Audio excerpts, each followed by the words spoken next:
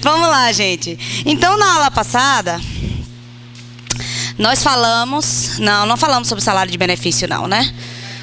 Vamos começar agora. Pronto. Então, na aula passada, a gente falou, tem pouco tempo, vocês nem sentiram minha falta, ainda não deu tempo. Nós estudamos salário de contribuição. E por que agora nós vamos estudar salário de benefício? Porque essa é exatamente a ordem que as coisas acontecem na vida real. Na vida real, a pessoa está exercendo atividade econômica que a faz ser segurado obrigatório da Previdência Social. Ou então, não está exercendo atividade econômica, mas não faz parte de nenhum tipo de regime previdenciário e pode e opta por ser uma segurada facultativa. E aí faz as devidas contribuições. Nós já estudamos segurados, vimos quem são essas pessoas. Pois agora que nós sabemos quem são essas pessoas, nós estudamos na aula passada de que forma elas contribuem. E sobre o que incide a contribuição, que faz com que elas sejam segurados filiados à Previdência Social. Nós falamos também em salário de contribuição, que o salário de contribuição vai ser a base de cálculo da alíquota previdenciária, mas o salário de contribuição também será a base de cálculo do benefício previdenciário. Diz a Constituição Federal que os benefícios terão como base os salários de contribuição corrigidos monetariamente. Por que a Constituição disse isso? Porque a Constituição, ela faz refletir no benefício previdenciário a vida que aquele segurado teve. Se aquele segurado teve uma vida de contribuições baixas, esse benefício refletirá essas contribuições. Se o segurado teve uma vida de contribuições altas, o seu benefício refletirá essas contribuições. Então, por isso é que o salário de contribuição é a base para o salário de benefício. Óbvio que nós sabemos que o segurado só vai ter salário de benefício, o nome já fala, se ele ingressar em benefício. Enquanto ele está só trabalhando, ele não tem salário de benefício. Qual é o único benefício que o segurado trabalhador recebe? Salário família. O salário família tem como base o salário de benefício? Não, porque o salário família é um valor fixo, não é? Todos os outros benefícios para o segurado, eu estou falando benefícios de segurado. Todos os outros benefícios de segurado, para esse segurado ter direito, ele vai ter que preencher determinados requisitos. Seja idade, seja tempo de contribuição, seja doença incapacitante, seja invalidez, por exemplo, seja maternidade. Esses requisitos farão com que, após preenchidos, o INSS tenha que calcular o valor do benefício.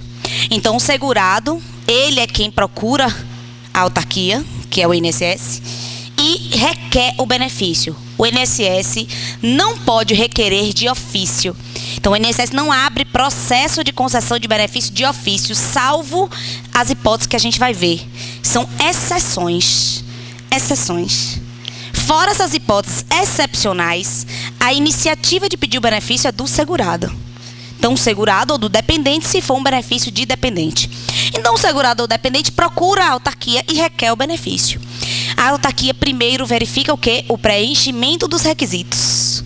Faz a identificação da pessoa, analisa se ela preencheu os requisitos. Preencheu.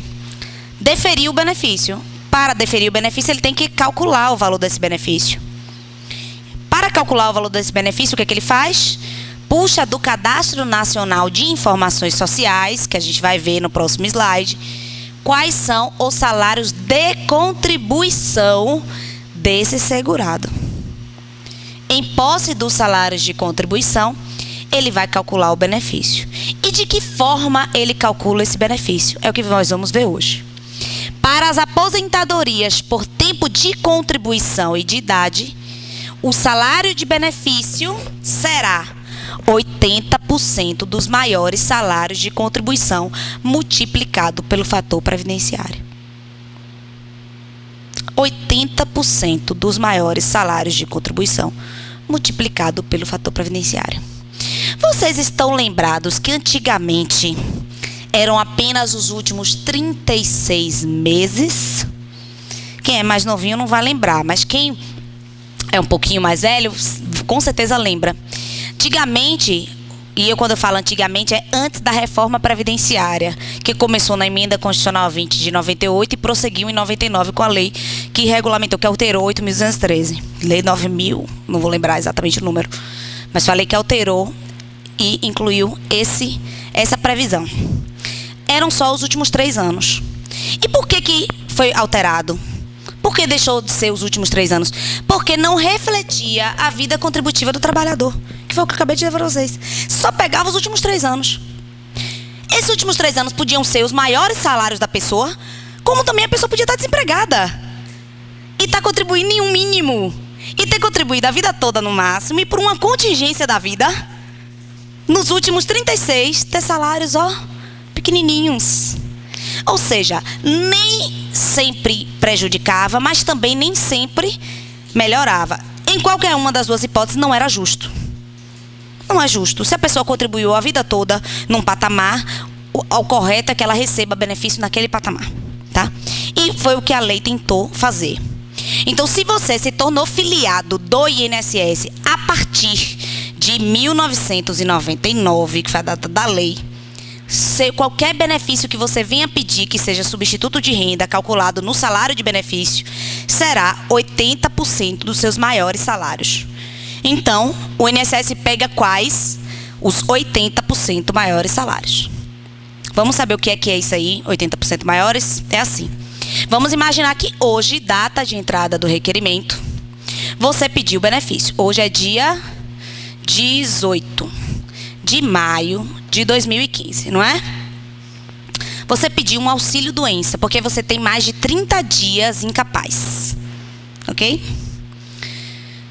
O INSS, vamos imaginar que seu primeiro emprego teve data de admissão em 1º de janeiro de 2000. Quais serão os salários de contribuição que o INSS irá utilizar?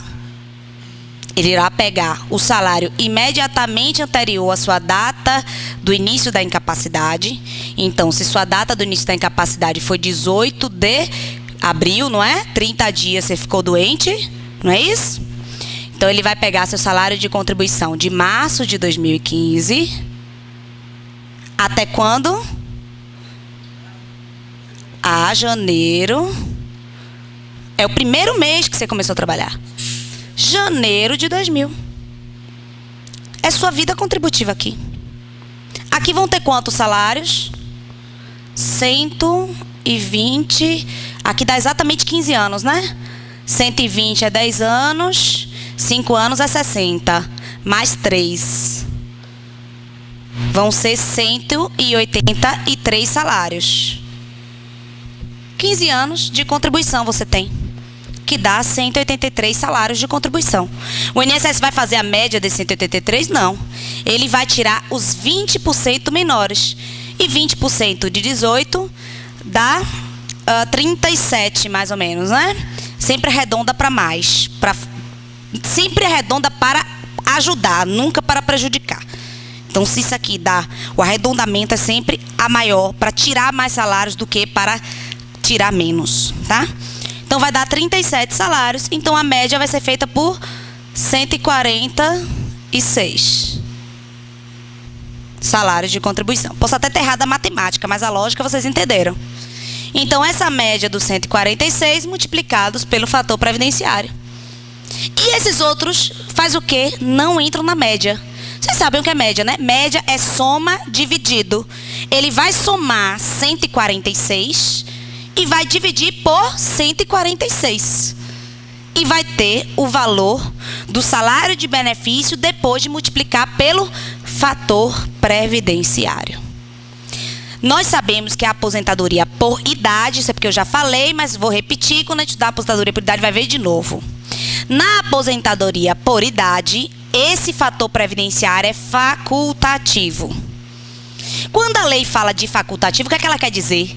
Só entrará fator previdenciário se o fator for positivo. Porque ninguém vai optar por ganhar menos.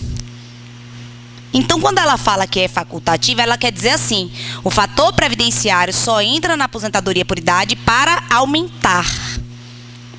Por quê? É lógico isso. O fator foi criado com que objetivo? Evitar a aposentadoria precoce. Na verdade, o que foi aprovado não é misturando as duas coisas. É o seguinte: é criando uma aposentadoria por tempo de contribuição sem fator. Observe que hoje toda aposentadoria por tempo de contribuição tem fator previdenciário obrigatoriamente. Obrigatoriamente, foi questão de prova. Não tem como se livrar do fator aposentadoria por tempo de contribuição. Se ele for vantajoso, ótimo, porque o fator pode ser mais do que 1. Mas se ele for também 50%, 60%, vai aplicar. Você não pode optar. O que essa alteração, na verdade, foi uma inclusão de um artigo na emenda constitucional 664, no projeto de lei, na verdade, que já virou, a medida provisória já virou um projeto de lei. Foi incluído o seguinte: se o segurado fizer a soma mulher 85, homem 95, não incidirá o fator. Então não criou um novo tipo de aposentadoria, nem misturou idade com tempo de contribuição. Ela só criou uma possibilidade de retirar o fator. E quando eu falo soma, é soma o quê? Idade mais tempo de serviço.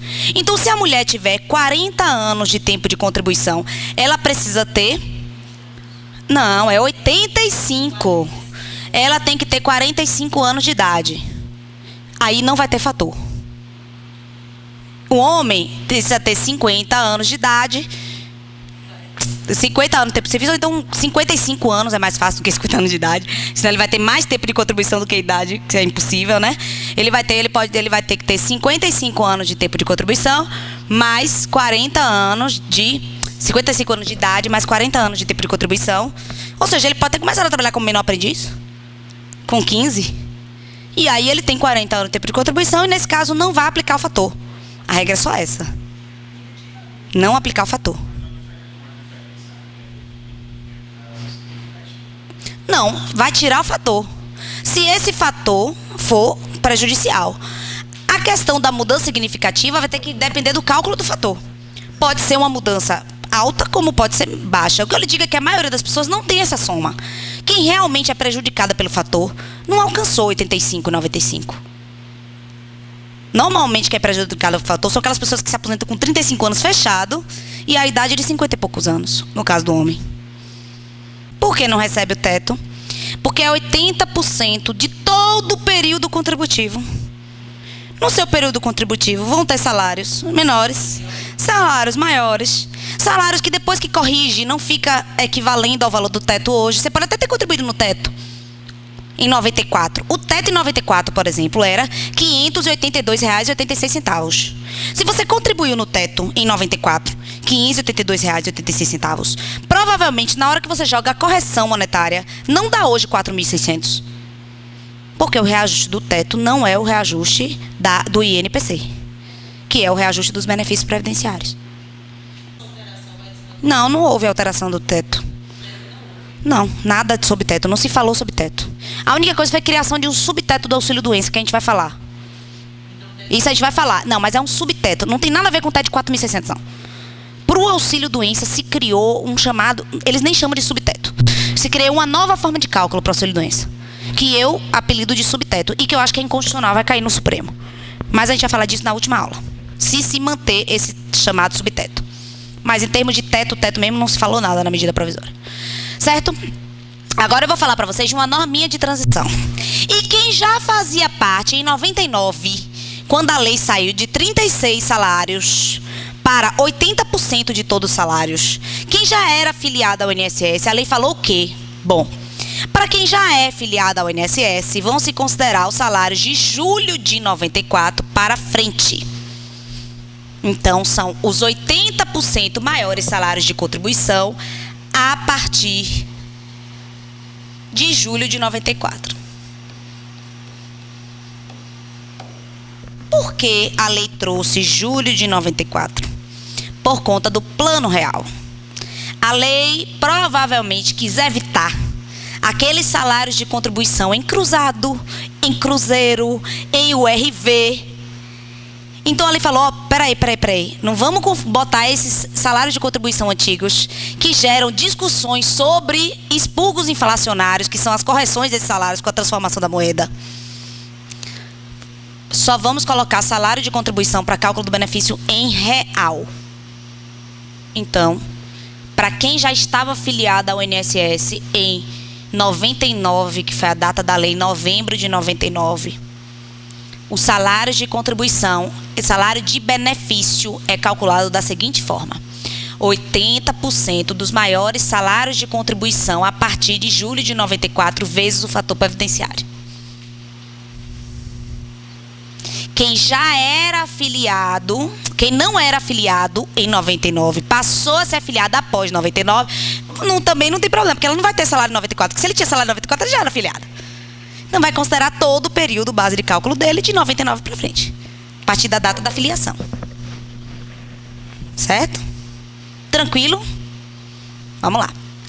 E para as aposentadorias por invalidez, auxílio-doença, aposentadoria especial e auxílio-acidente, 80% dos maiores salários de contribuição para quem já era afiliado à Previdência Social a partir de julho de 94. Para quem não era, só 80% do salário de contribuição.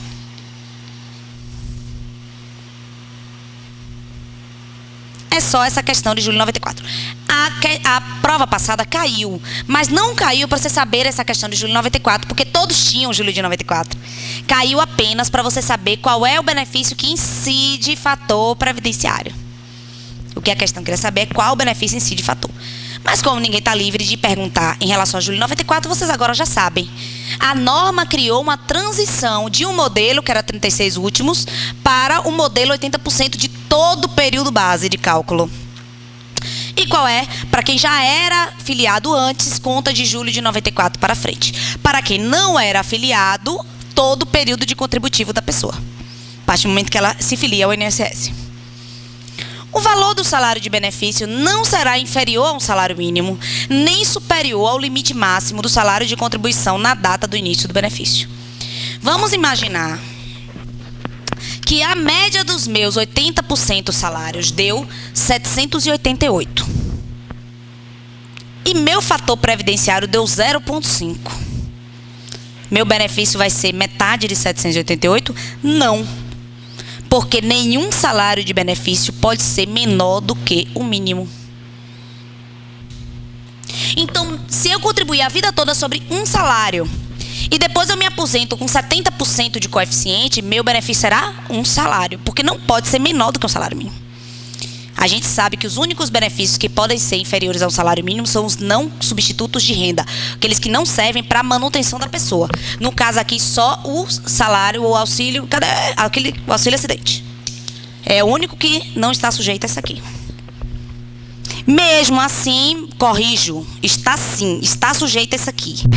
Só que a renda mensal dele será 50%, poderá ser até 50% do salário de benefício, porque o salário de benefício dele também está limitado a 1.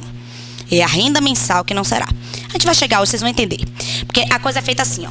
Salário de contribuição dá origem a salário de benefício, que dá origem à renda mensal inicial. Foi questão de prova da CESP.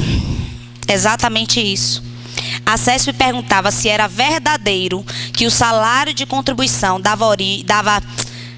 que o salário de contribuição era o que dava origem à renda mensal inicial, e a resposta era errada. O que dá origem à renda mensal inicial é o salário de benefício.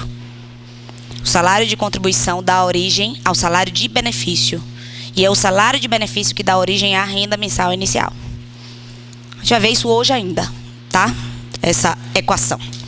O que a gente precisa saber hoje é que o salário de benefício nunca é inferior ao mínimo e nunca é superior ao máximo. Você limita já aqui. Se a média dos seus salários der maior do que 4.600, você já corta aqui. Vai para 4.600. Se aqui já der menor que 700, já faz, ó, levanta para 4.788, que é o salário mínimo. Serão considerados para cálculo do salário de benefício os ganhos habituais do segurado empregado a qualquer título, sob forma de moeda corrente ou de utilidades, sobre os quais tenha incidido contribuições previdenciárias, exceto o 13º salário. Essa primeira parte Ah, porque eu tô com a canetinha. Essa primeira parte daqui, ele está dando um conceito de salário de contribuição. Ele quer dizer o seguinte: serão considerados para o cálculo do salário de benefício o salário de contribuição. Porque quando ele fala os ganhos habituais do segurado empregado a qualquer título, sob forma de moeda corrente ou utilidades, sobre os quais tem incidido contribuição previdenciária, ele está falando de quê? Do salário de contribuição. Nós já vimos que o salário de contribuição ele equivale exatamente aos ganhos recebidos pelo segurado. Ganhos que não sejam indenizatórios. E é o que ele está falando aqui: utilidades, sobre o qual incide contribuição previdenciária. Se está incidindo contribuição previdenciária, tem natureza remuneratória, exceto o 13º salário. Então é aqui que ele vai falar que o 13º salário, embora seja e é salário de contribuição, vocês não podem marcar aqui 13º não é salário de contribuição, porque é. Porém, não vai ser para fins de cálculo do benefício. E por que não vai ser para fins de cálculo do benefício? Porque o artigo 29 da Lei 8.213 diz que o 13º não entra para o cálculo do benefício. Observação 3. Não será considerado para o cálculo do salário de benefício o aumento dos salários de contribuição que excedeu o limite legal, inclusive voluntariamente concedido nos 36 meses imediatamente anteriores ao início do benefício, salvo se homologado pela Justiça do Trabalho, resultante de promoção regulada por normas gerais da empresa, admitida pela legislação do trabalho, sentença normativa ou reajuste salarial objetivo obtido pela categoria. Observem que esse artigo era muito importante, hoje deixou um pouco de ter importância. Por quê? Vocês imaginem, a pessoa trabalhou a vida toda ganhando salário mínimo, mas quando falta 36 meses para ela se aposentar, exatamente o período que antes era considerado, ela virava para o patrão e dizia assim: ó, eu preciso melhorar isso aí para me aposentar melhor. Aí o patrão dizia: não, eu te dou um aumento aqui de 100% no seu salário, porque aí quando você for se aposentar, você se aposenta com o dobro do que você sempre contribuiu. Aí você me devolve o que eu tenho que pagar de contribuição previdenciária. Este tipo de fraude era recorrente, era normal. Era normal. O empregador pagava o dobro, dizia que estava pagando o dobro, o empregado pagava ao empregador o valor que ele estava tendo de custo da contribuição previdenciária. E aí, quando ele ia pedir o benefício, ele tinha um benefício no valor alto, sendo que a vida toda ele contribuiu com um valor baixo. Hoje isso perdeu um pouco. Por quê? Porque o período base de cálculo da pessoa é muito maior do que 36 meses. Mas ainda assim a regra está valendo. O que ela quer dizer é que você não pode ter alterações salariais abruptas, porque isso é indicativo na véspera do benefício, porque isso é indicativo de fraude. Então você pode ter até aumento, mas esses aumentos vão ter que ser decorrente da Justiça do Trabalho, ou seja, a Justiça do Trabalho determinou que fosse aumentado, porque aí presume-se o quê? Legalidade. Né? Se for o Poder Judiciário que mandou aumentar. Convenção coletiva de trabalho, sentença normativa, que é também dada pela Justiça do Trabalho, promoção regulada por normas gerais da empresa, porque normas gerais, gente, ou seja, todos os funcionários, não apenas você que está prestes a se aposentar, está tendo esse benefício. Né? Admitidas pela legislação do trabalho, sentença normativa, reajuste salarial obtido por toda a categoria. Então, o sindicato conseguiu um reajuste de 50%. Foi para toda a categoria. Não foi só para você. Então, tira a natureza de fraude, de tentativa de você obter um benefício maior do que o que você tem direito. Tá? Então, reajustes salariais expressivos na véspera da aposentadoria não será considerado. Não será considerado. Se no período base de cálculo, que é esse período, o período base de cálculo, gente, é exatamente isso que a gente colocou hoje. Da data, no caso dos benefícios por incapacidade, do mês logo depois da data do início da incapacidade, até a data que você requereu o benefício, mês logo anterior à data do início das suas contribuições, perdão. É o período que vai extrair o salário de contribuição. Você começou a contribuir quando? Você começou a contribuir em 2000, do início das suas contribuições até o mês anterior ao que você requereu o benefício, ou ao mês anterior à sua data de início da incapacidade para os benefícios por incapacidade. Se nesse período base de cálculo, o segurado tiver recebido benefícios por incapacidade, sua duração será contada, considerando-se como salário de contribuição no período, o salário de benefício que serviu de base para o cálculo da renda mensal, reajustado das mesmas épocas de base do benefício em geral, não podendo ser inferior a um salário mínimo. Parece complexo, mas não é. Vou mostrar para vocês como é simples. A lei quer falar isso aqui, ó. Você começou a trabalhar em 2000. Aí você trabalhou. Aí quando foi em 2005, você ficou doente. Aí você entrou em benefício. Benefício por incapacidade. Aí você ficou em benefício e incapacidade até 2007. Aí você retornou ao trabalho. Até 2010. Aí você novamente entrou em benefício. Ficou doente de novo. 2011, você retorna ao trabalho. 2015, você pede sua aposentadoria.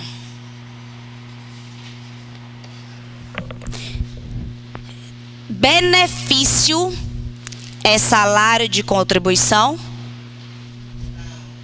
Só o salário maternidade.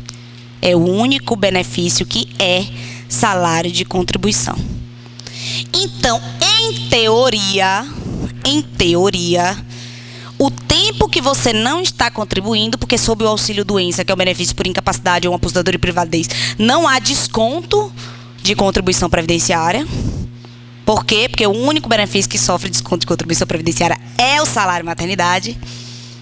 Ele não teria que ser considerado, concordam? Mas a lei faz uma exceção. Você começou a trabalhar em 2000 e você pediu benefício em 2015. Isso aqui é seu período de cálculo? É o seu período base de cálculo. Você, se no período base de cálculo o segurado tiver recebido benefício por incapacidade, você recebeu? Recebeu 2 benefícios por incapacidade. Sua duração será contada. Opa, é uma exceção. Esse benefício será contado. Mas, professora, será contado como? Tanto como o tempo de contribuição, quanto os salários deles serão considerados. Os dois. Então, se você entrou aqui em um auxílio-doença de 2005 até 2007, você não perde esses 2 anos. Você continua tendo 15 anos de tempo de contribuição. De 2000 até 2015. Certo? Não. É porque é uma exceção legal. É a ideia de que você não pode prejudicar o trabalhador por uma doença que não é uma opção. Né? Você não opta por ficar doente, digamos assim. Porque senão, em determinados casos, você iria inviabilizar uma aposentadoria. Vamos imaginar uma pessoa com a saúde frágil. Ela nunca ia se aposentar por tempo de contribuição, nem por idade, porque ela não teria carência, porque ela não teria mínimo, porque isso aqui também conta para carência. Também vai contar para carência. Vai contar para tudo, para carência, para tempo de contribuição e no cálculo do próprio benefício. Certo? Considerando-se como salário de contribuição, gente, nesses períodos aqui, ele tinha salário de contribuição? Não, ele não estava pagando. Então, você vai considerar que valor como salário de contribuição? Vai entrar zero? Se é para entrar zero, é melhor não ter, né? Então, não entra zero. Então, entra que valor? Bom, considera-se como salário de contribuição no período, nesse período aqui, o salário de benefício que serviu de base para o cálculo da renda mensal. Ou seja... Cadê minha canetinha? Esse salário de benefício aqui. Então você, quando recebeu esse auxílio-doença aqui de 2005 a 2007, qual foi o valor do seu salário de benefício nesse período? Foi R$1.000? Foi R$1.000. A média dos 80% maiores salários nessa época aqui em 2005 foi R$1.000. Então esses R$1.000 que vão entrar na base de cálculo da sua aposentadoria. E vai ter 2 anos de R$1.000 e depois mais aqui 1 ano de R$1.000. Se aqui foi R$1.000, pode ser que seu salário melhorou daqui para cá. Foi 1.500, pronto. Aqui também vai ter 1 ano de 1.500. Observação muito importante que pode cair na prova, principalmente se for uma banca mais difícil, tipo o CESP. Essa regra só se aplica nesses casos. Se afastou, trabalhou. Se afastou, trabalhou. Se for assim, ó, gente, não se aplica.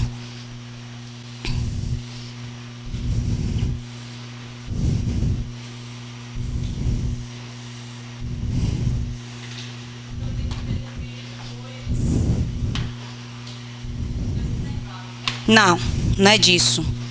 Tem que haver benefício e trabalho.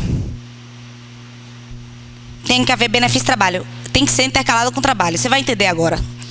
Se for assim, você Opa. Se for assim, ó.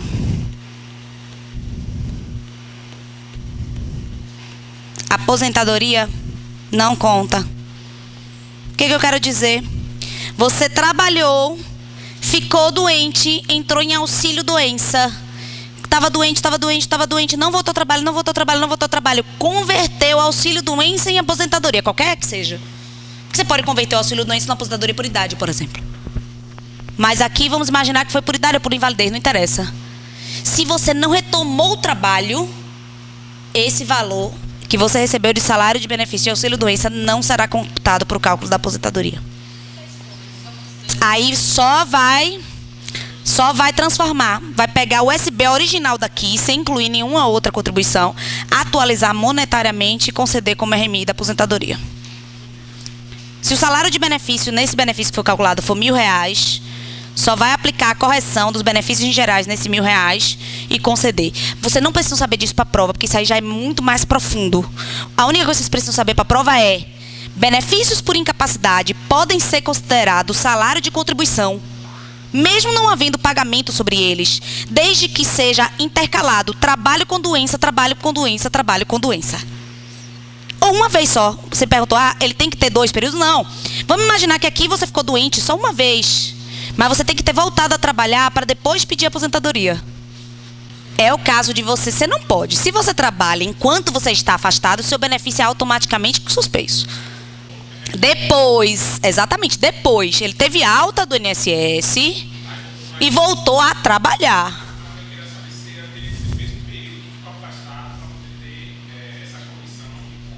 Não.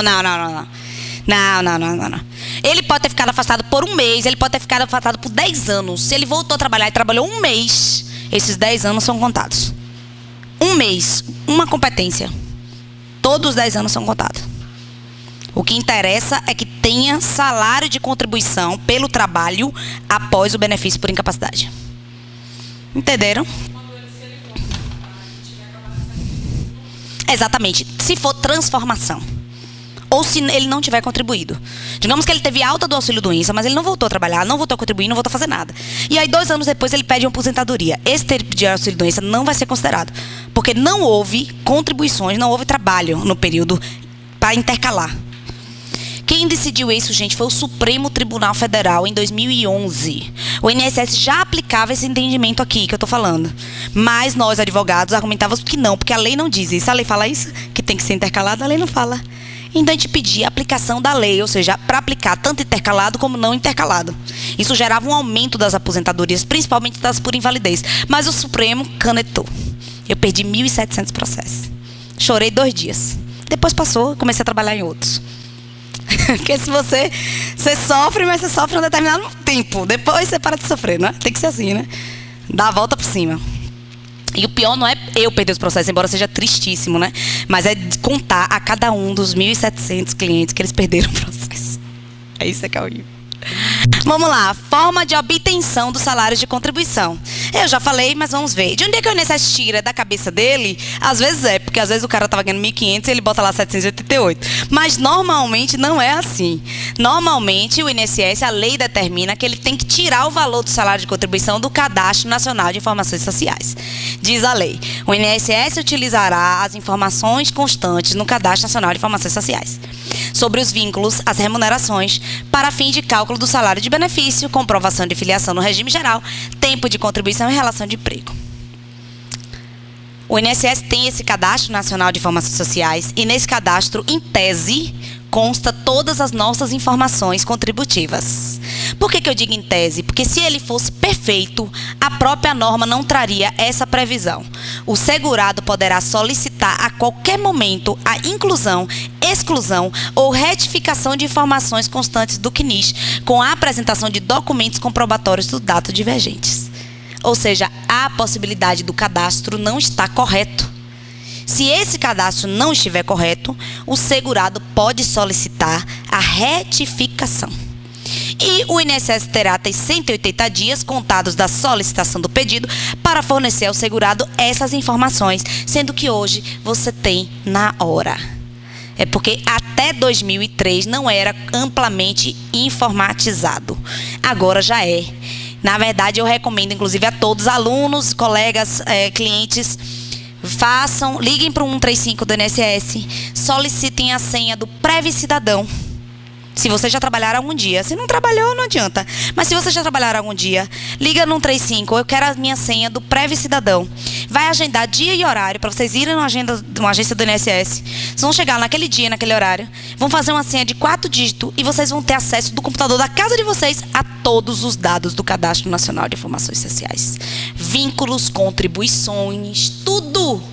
A vida de vocês. E vocês vão poder conferir. Praticamente não é em tempo real, porque a empresa leva um tempo, né? A empresa vai pagar aquela contribuição para poder encaminhar para o cadastro. Mas praticamente vocês vão ter ali a vida de vocês para saber. E se o que tiver errado, vocês vão ter facilidade de ter a prova de que está errado para pedir a correção. Que uma coisa é você, daqui a 30 anos, quando resolver se aposentar, procurar aquele contra-cheque, daquele primeiro trabalho, porque estava errado o valor da sua remuneração.